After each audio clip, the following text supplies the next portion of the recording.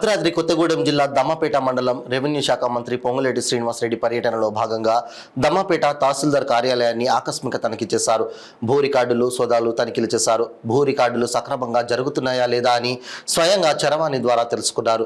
అనేక ఫిర్యాదులు దమ్మపేట తహసీల్దార్ కార్యాలయంలోనే ఉన్నాయని మంత్రి పొంగులేటి శ్రీనివాసరెడ్డి తెలిపారు. మీరే ఊరు, ఎక్కడ ఉంటారు? ఇక్కడే ఉంటారా? ఈ శేషగిరిరావు గారు వాళ్ళది మన 9వ తారీఖున చేశారు కదా, సక్సెషన్ చేశారు కదా. అంటే మీకేమైతారు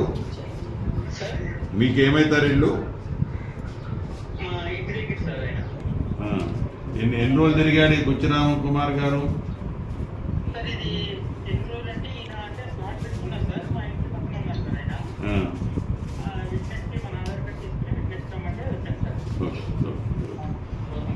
ఏమైనా ఖర్చు అవుతుందా ఎంఆర్ఓ ఆఫీసులో?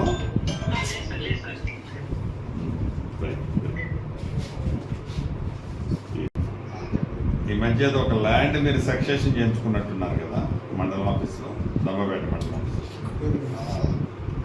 అంటే అమ్మ పేరు నుంచి మీరు చేసుకున్నారా? ఇట్లా మీరు హైదరాబాద్ ఉంటారా? అంటే ఎన్ని రోజులు పట్టింది మీకు? మీరు ఎన్నిసార్లు తిరిగారు ఆఫీస్ చేయించుకుంటారు? అంటే నిజం చెప్పండి, నేను తెలుసుకోవడానికి వచ్చాను. అదే సార్, అది ఒక 20 days అట్లా పట్టింది. అంటే డాక్యుమెంటేషన్ ఏది కావాలి అని అడిగితే అది తీసుకొని చేశారు. కోఆపరేటివ్గా సార్. కాకపోతే ఫస్ట్ మీరు వెళ్ళిన రోజున అపాయింట్మెంట్ తీసుకున్న రోజున ఎంఆర్ఓ గారు లీవ్లో వెళ్ళారు 2 వారాలు.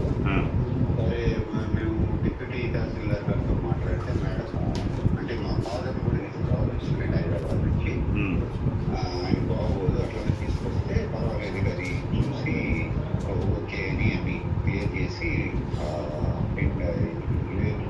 క్లియర్ చేసి పంపించింది కూడా. సార్ ఎంఆర్ఓ గారు రాగానే అది చూసి అప్పుడు కూడా చేశారు.